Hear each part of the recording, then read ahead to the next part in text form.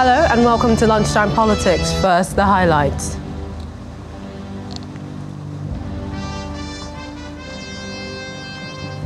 President-elect Bola Tinubu arrives Port Harcourt, the River State capital, for a two-day visit.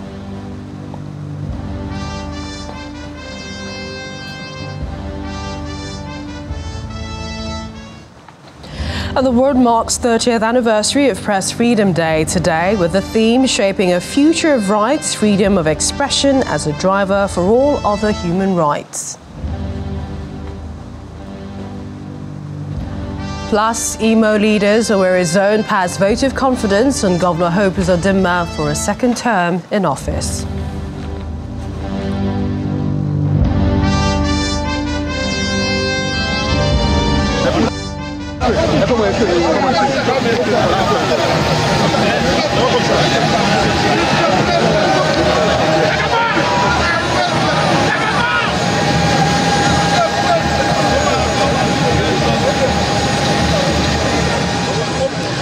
The mood is one of excitement as President-elect Senator Bola Tinubu arrived at the VIP lounge of the Port Harcourt International Airport for a two-day visit to River State, where he's expected to commission a set of projects built by the River State government. He was received at the airport by the River State Governor, Wike, his deputy, a host of other governors, including Dave Umahi of Ebonyi State, Seyi Makinde of Oyo State, Abubakar Badru of Jigawa State, as well as former governors Kaide Fayemi and Ayodele Fayese of Ekiti State, former national chairman of the All Progressives Congress, Bisi Akande, including state assembly members, local government chairmen and others. The first project to be commissioned is the 12th flyover along the Rumokuta-Rumola Road. President-elect is also expected to attend later this evening a state banquet in his honor at the Government House. Tomorrow, he's expected to commission the new magistrate court complex before saying his goodbyes. The government, Nyesom Wike, in the state broadcast yesterday declared today as a holiday, asking Rivers residents to come out en masse and welcome the president-elect.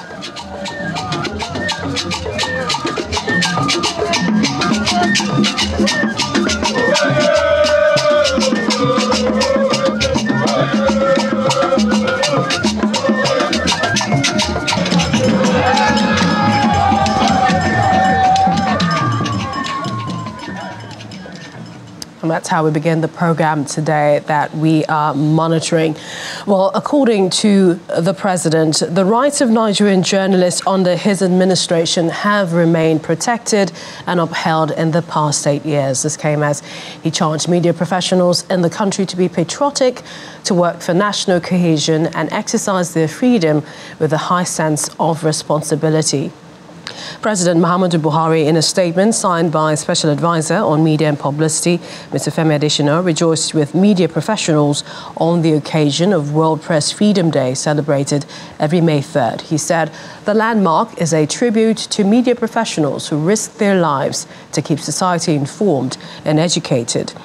The 2023 year marks the 30th anniversary of World Press Freedom Day, 3 decades have passed since it was proclaimed in 1993, in which we've seen substantial progress towards achieving a free press and freedom of expression around the world. The proliferation of independent media in many countries and also the rise of digital technologies have enabled the free flow of information. However, media freedom, safety of journalists and freedom of information are increasingly under attack as the international community faces multiple crises like conflicts and violence and others. Well, this year's special anniversary celebration of World Press Freedom Day is a call to recenter press freedom as well as independent, pluralistic and diverse media as key to the enjoyment of all other human rights. In the meantime, I spoke earlier to the Senior Special Assistant to the President on Media and Publicity, Mr. Garba Shehu, who expressed his views on the day and what press freedom means to the Buhari administration in the past 8 years. Media freedoms encounter difficulties all over the world, in one form or another. But it is worse when when they are driven authoritatively, when sitting administrations, instead of protecting those rights of journalists and the freedoms, they are the ones who stand in the way, who interfere and inhibit them. In the case of the government of Nigeria under President Muhammadu Buhari, there is absolutely no attempt at whatever point to compromise or to circumscribe the freedom of speech and the right to, the media to report on all matters of either governance or of society. I and my colleague at the level of the presidency, Femi Adesina, I am given assurance that we have put in place a practice by which all telephone calls from the media are answered. And we stand to be challenged on this one. The belief is that we just have to be part of that story. And if we are not making ourselves available, we may suffer injuries that may be difficult to clean up for a long time to come. So, yes, it is true that not all agencies of government are so prompt and timely in their own responses. But again, also, there is the mechanism of the Freedom of Information Act, which is in place. And where such difficulties are encountered, journalists can take advantage of that. They resort to it, and they have received the remedies in a number of cases dealing with the government departments. The matter of Twitter is an entirely different one because look, the online journalism is a new phenomenon. And what is happening all over the world is that everyone is trying to do a catch-up. The jurisprudence for the regulation of digital online journalism is still evolving. And at the rate at which Twitter and all of these things are evolving, in the case of Nigeria, it had threatened the very fundamentals of the existence of the Nigerian state. And the Minister of Information had made this very clear. Nigeria needed to freeze this at some point and to say, well, we need to evolve, some mechanism for control. And I think this is what happened. At the end of it all, what did we do? The government of Nigeria sat down with Twitter and reached common terms that will preserve the basic tenets of the freedom, of the right to freedom of expression, but also safeguard society and the rights of minorities, women, children, and all of that. The most effective power of the media is that of exposure. And they still haven't lost it, they retain it. And for many people in the criminal world, that fear of exposure is perhaps a far more important deterrent than even jail terms. So the media will continue to wield that, of course, at great risk to practitioners some of the times, but so long as that power is exercised to expose wrongdoing, media will continue to be relevant in protection of democracy and the rule of law in any society. Well, away from Press Freedom Day, the House of Representatives member representing Biu, Bayoshani and Kwaya Kusa Federal Constituency of Borno State, Mukhtar Betara, says he is the best candidate for the speakership position for the House of Representatives for the 10th Assembly. Some supporters call him a unifier whose capacity speaks for all to lead the 10th Assembly devoid of ethnic or regional politics. He made the comments on the occasion of a condolence visit to the family of the Taraba member House of Representatives-elect who passed away recently.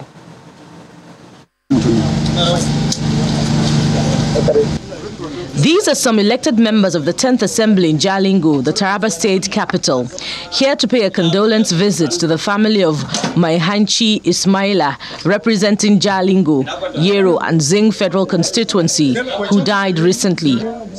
Beyond the condolence visit, the House of Reps members are also here to push for their preferred candidate for the speakership seat in the House of Representatives, in the person of Mukhtar Betara, who they believe is the leading aspirant in the 10th Assembly, having served for 3 terms in the Green Chamber.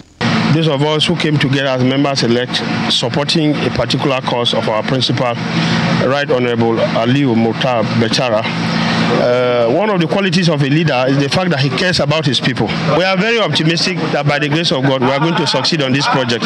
He's a leading aspirant. And by the grace of God, God will give us victory. We have come to condole with the family, to share in their grief. And Right Honorable Bechara is uniting all of us. And if you can see, he's from Imo State and from Enugu State. There are people here from the Southwest cut across all geopolitical zones. Bechara has the capacity, and he has what it takes to lead the 10th Assembly, and that's why we are supporting him. Definitely, inshallah, he's what we stand by him because he's a chairman of our new vision, and we believe that by the grace of God, he will win. Honorable Bechara, who is in attendance, is the chairman House Committee Appropriation and believes he is the best candidate for the job. Presently, I am the chairman House Committee on Appropriation. I know the finances of the House and the runnings of the budget will improve more. Taraba State Governor Darius Ishaku was also at the premises of the deceased member-elect but declined to comment on any issue. Political and religious leaders, as well as traditional rulers from Imo East Senatorial District, have passed a vote of confidence on Governor Hope Uzodinma for what they call his giant strides in infrastructure and development in the last 3.5 years. The leaders from the 9 local governments that make up the zone gathered at the state capital for a stakeholders meeting where issues of equity and the November 11 governorship election were top on the agenda. Imo East Senatorial Zone, popularly called Owerri Zone in Imo State, has one of its major towns which has enjoyed most of the developmental, visible and infrastructural strides of the Uzodinma-led administration in the last 3.5 years. The construction and rehabilitation of over 70 roads in Owerri, the reconstruction of the Imo House of Assembly that has been left to rot for years, the reconstruction of the Owerri-Okigwe-Owerri-Olu Road, the multi-million naira balloon technology flood and erosion control at Chukwuma, Nwoha, amongst others, are just a few testimonies. That's the reason for this meeting of stakeholders and political leaders from Owerri Zone to show their appreciation to the governor and support his second-term bid. Other governors abandoned MCC route for one reason, because the drainage cost is very expensive. But the governor has delivered. We, the zone, we appreciate it. I would like us to also advise our brothers and sisters coming up for this November election to please step down.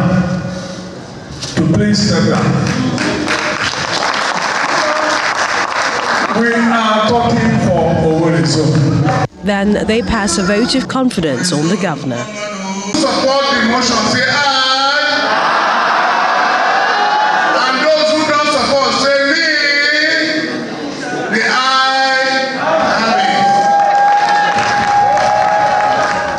it. Speaking to journalists after the meeting, the deputy chairman of the Imo Council of Elders reiterates the stand of the council on the Charter of Equity. Because he has done so well, he has connected Imo to national grid.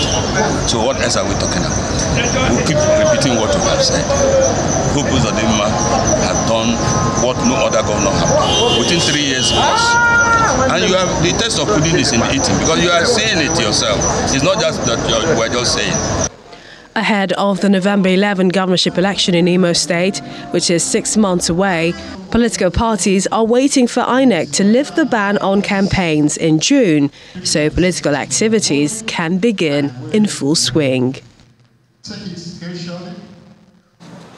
Well, still ahead on the program, we have more on the impeachment crisis of the Abia State House of Assembly. We have that and more when we return.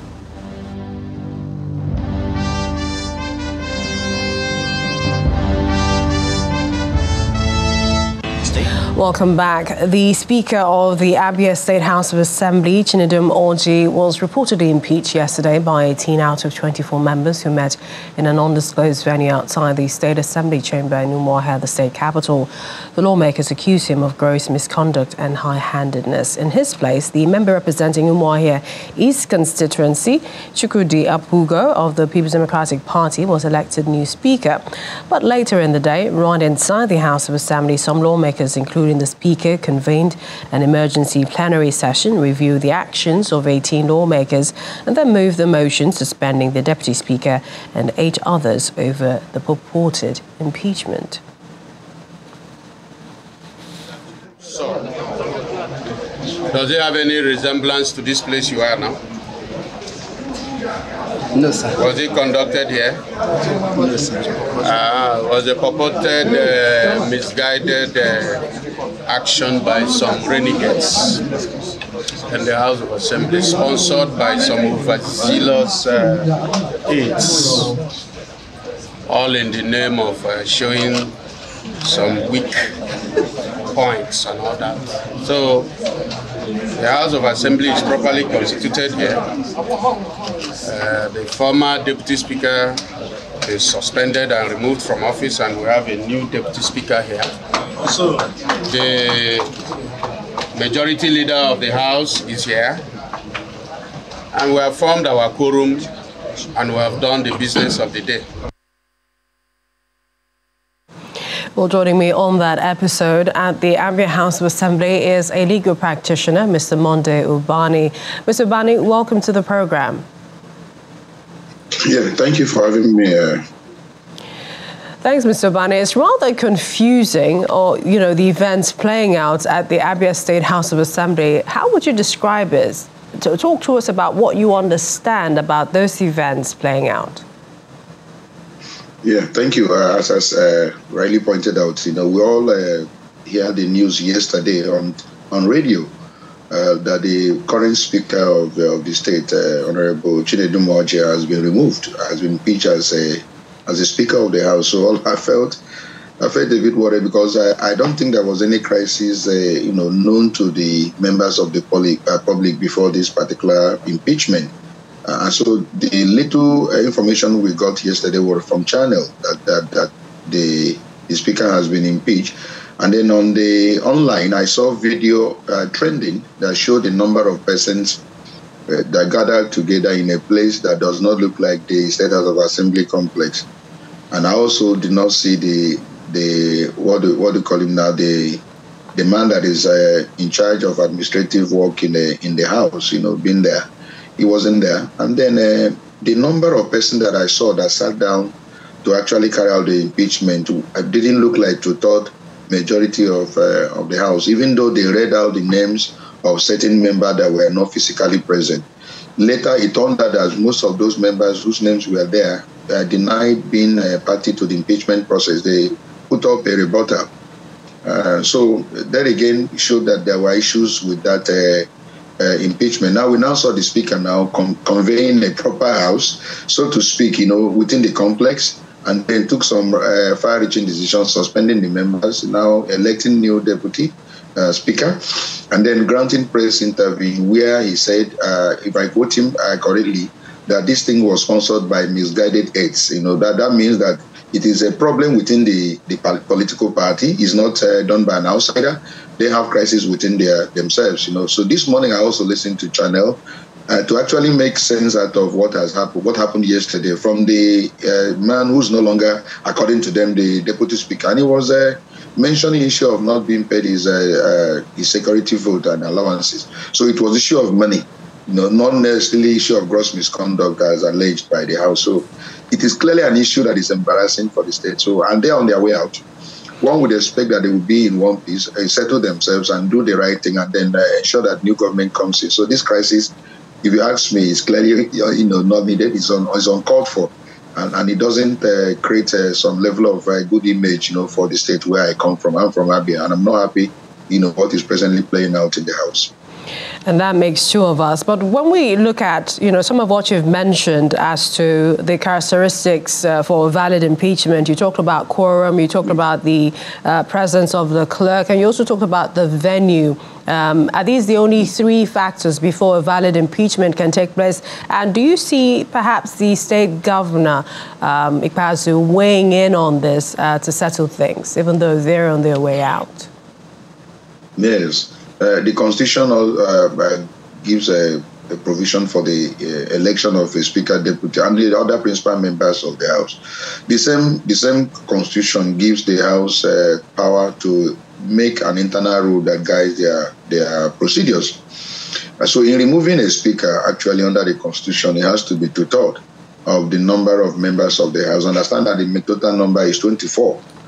And so if it is 24, of course, it has to be more than another 10 before you can carry out an impeachment against the Speaker. Now, the issue of venue is key. You cannot just probably convey a house in your bedroom and carry out a legislative responsibility and assume that that particular process is valid. It has been decided several times in the court. Remember how P2B was also removed in a hotel some time ago in Anambra, and the court really deprecated such an act. You don't just make any place to be the house.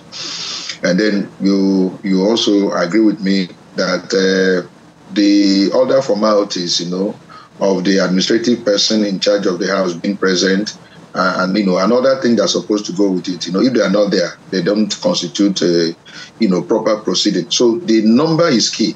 The venue is also very key. I don't think that there was due compliance with the issue of venue. I don't also believe, maybe until the court looks into the matter, because this matter may likely end up in court if the governor now publicly recognizes those who emerged yesterday. But if the governor still wants to deal with Chinedu Orji, that matter dies, naturally. If the governor says, I don't recognize the new leadership, I'm at home with the old leadership of Chinedu Orji, who is the speaker, and then probably in all disbursement and all dealings, it deals with the Chinedu-led house, then it doesn't mean that these new guys who have emerged will actually be in the code, and it will make nonsense of whatever has happened yesterday and all that. So it is critical that those procedures are complied with. If you don't comply with it, if the matter goes to court, the court will shut down whatever has happened as being improper and unprocedural. So that is the little I can say. But the governor has actually, I heard that they've issued a statement that what played out is clearly a joke. It's a Nollywood action. That if I'm quoting them right, that they will not in any way probably recognize this new leadership. So if we're looking at, a proper handover is also needed. And this is briefly, as we wrap up this discussion, what is the significance of this in light of, May 29th and then the new party under Dr. Alex Oti, who will be taking over the executive? The incoming government has no issue whatsoever. That is a problem within the House. Of course, this House will be dissolved on 6th of June. Dr. Alex will be sworn in on 29th of May. So it has nothing to do with him. There's going to be a new House that will be constituted on 6th of June or 7th of June, I think 6th. So it has nothing to do with the incoming government. But as I said earlier, as an Abian, I will want absolute palpable peace to reign, both in all arms of government, so there will be what we call peaceful transition of power to the incoming government. The incoming government do not require any crisis at all in the state. The state has had so much negative image due to issue of misgovernance over the years. So coming in now to put the things in order, and we're having things like this and all that, clearly a sign that is not accepted, and they should put the house in order and put themselves proper for the incoming government that will take over very soon. That will be my advice to these guys who are causing this quarrel in the state. Thank you. Mr. Mondubani is a legal practitioner. Many thanks for joining us on the program. Thank you for having me. Well, we are staying in the southeast, where Governor Dave Umahi of Ebonyi State has pleaded with the party to prioritize consideration for the southeast and the choice of the Senate presidency for the sake of equity, urging that inadequate votes from the southeast should be no deterrent. Governor Umahi made the plea when he met with President Muhammadu Buhari privately at the State House. About the leadership of the National Assembly is that the Senate president will be elected amongst the senators elect. That's what the Constitution says. The Constitution did not talk about ranking. So I think what is key is for equity, fairness, and justice. And you see that even the opposition party, we key in, we see reasons for that. And I think at this stage, you know, of course, led by our father and the president, is to talk about how do we unite the country. And let me also emphasize that, yes, the Northwest, they have a right. They voted massively, you know. Nobody is asking them to waive their rights, but we can plead with them and say for the situation like this, for a situation like this, you know, the Northwest governors and of course the Northern governors, they have a very big stake in this governance. Wike has a very big stake in this governance. Matalawe, Ayade, Dave Omai, we all have very big stake, you know. Even P2B, you know, by extension has a stake in this, you know, because the enemy of your enemy is your friend. And that's what happened in this sense. So together we can rebuild the nation. Also, with the choice of Senate leadership of the 10th Assembly, a coalition of Northeast youth support groups for APC has appealed to stakeholders in the party to shun sentiments and work for the emergence of a competent and credible Senate president that will help the president get a future Nigeria deserves. Basically, looking at the contribution given by the Northwesterners, you will agree with me that the Northwest deserve this seat of the Senate president. But when you said Southeast, APC as a political party tried severally to make inroad into the Southeast, but yet it's proof abortive. So when you said the position of the Senate president should be given again to the Southeast, I don't think we are being fair to other people that have contributed with large quantum of votes. He is actually bringing a wealth of experience, having been from in the National Assembly since 1999, served in so many capacities, been in the executive, like I said in my text. He has demonstrated leadership, he has demonstrated competency, and like I said, like we all know, being a legislature, the cardinal function of a lawmaker is three things: lawmaking, representation, and oversight functions. And in all the three I have mentioned, I don't think you can find Barrow wanting in any of the three. To more political stories now, President Muhammadu Buhari will depart for London, the United Kingdom, later today to join other world leaders invited to attend the coronation of Charles III and his wife Camilla as His Majesty the King and Her Majesty the Queen Consort of the United Kingdom. The coronation will take place Saturday, May 6th. Ahead of the coronation, the Commonwealth Secretariat will take advantage of the gathering of leaders in London to host a Commonwealth Summit for presidents and heads of government of Commonwealth countries on Friday. President Buhari is billed to participate in the summit, which will deliberate on the future of the Commonwealth and the role of the youth. Meanwhile, one of the aspirants of the April 14 Kogi State governorship primary of the All Progressives Congress, Prince Shaibu Abubakar Audu, has withdrawn his lawsuit against the party and the winner of the primary, Usman Ododo. Mr. Audu, who is the son of the late 2015 governorship hopeful, Abubakar Audu, said his decision to withdraw the case was in the interest of the party. And the federal government, through the Nigerian Diaspora Commission, NIDCOM, says the first batch of Nigerian students evacuated from Sudan will arrive Abuja in a few hours.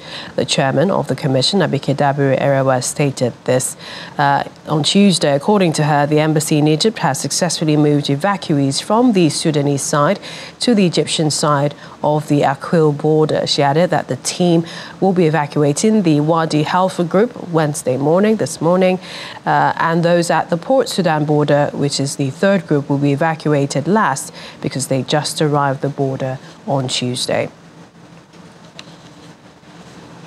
And you've been served lunch this day. Thank you for watching. I'm Millicent Walker. Bye for now.